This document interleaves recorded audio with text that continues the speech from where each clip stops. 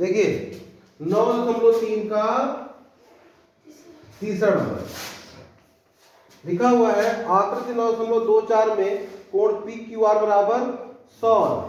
ये आकृति बनी हुई है, ठीक है ना। इसमें पी क्यू आर ओ केंद्र है और ये पी क्यू है, और ये भी ऐसा ही बना है, इसमें बढ़ा देते हैं, ठीक है ना। और ये क्यू है और ये आर, पी क्यू आर। ये कितना दिया है? 100 दिया हुआ है। कोण पी क्यू आर 100 है, जहां पी क्यू आर कहां पर स्थित है? वृत्त में स्थित है, केंद्र ओ वाले वृत्त पर स्थित है। बिंदु ओ पी आर ज्ञात कीजिए। ओ पी आर ये पता करना है, ठीक है ना। तो हमने बताया था कि कोई भी जीवा वृत्त के केंद्र पर जो कोण अर्जित करती है, ये कोण उसका आधा होता है, या वृत्त के केंद्र पर आंतरिक कोण अन्य बिंदु पर आंतरिक कोण का दुगना होता है, बताए थे ना। तो ये जब 100 है, अब याद रखना प्रतिवर्ती कोण POR बराबर क्या होगा? 2 कोण PQR होगा कि नहीं होगा? क्यों? क्योंकि प्रतिवर्ती क्यों लिख दिए? क्योंकि ये जो है उल्टा दिख रहा है ना। प्रतिवर्ती कोण क्या होता है? जो 180 से ज्यादा होता है, ठीक है ना। ये क्या हो गया? प्रतिवर्ती कोण हो गया। लेकिन ये 100 है, तो ये कितना होगा?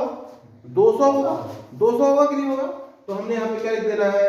कोण POR प्रतिवर्ती लिखना है।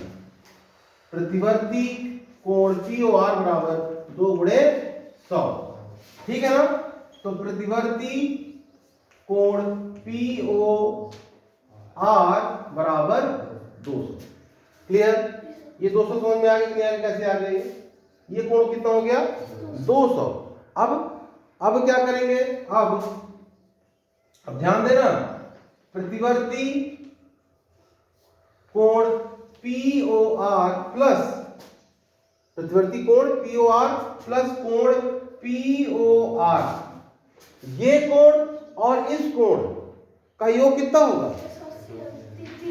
360 अंश। गुड। तो बराबर लिखेंगे 360, और ये हमको मालूम है कि 200 है, तो लिखेंगे 200 धन कोण POR बराबर 360। तो कोण POR बराबर 360 माइनस 200, तो कोण POR बराबर 160। तो ये कितना हो गया? 160। अब त्रिभुज POR में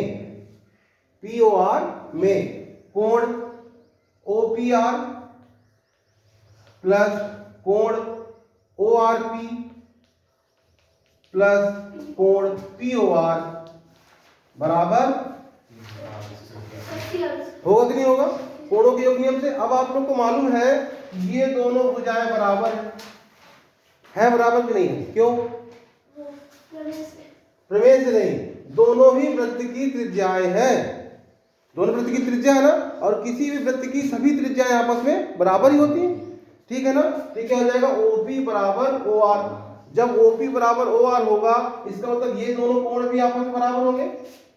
क्यों? बराबर भुजाओं के सम्मुख कोण बराबर होते हैं। देखो सब याद रहेगा तभी काम बनेगा। मतलब कहने का ये दोनों कोण क्या हो गए? बराबर। मतलब OPR बराबर ORP। तो यहाँ पे हम OPR और ORP की जगह केवल ORP लिख देते हैं। क्या प्राप्त करना है हमको? OPR पता करना है ना, OPR लिख देते हैं। तो लिखेंगे कोण OPR प्लस कोण OPR प्लस POR कितना है?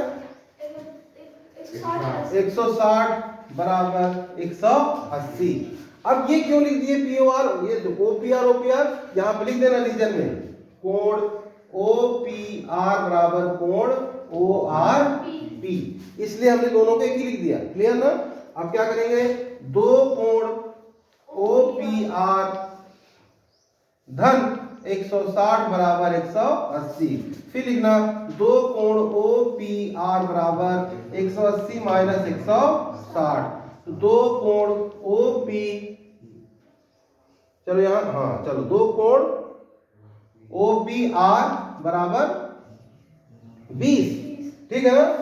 तो आए यहाँ पे दो कोण OPR बराबर 20, तो कोण OPR बराबर 20/2, तो कोण OPR बराबर, क्लियर?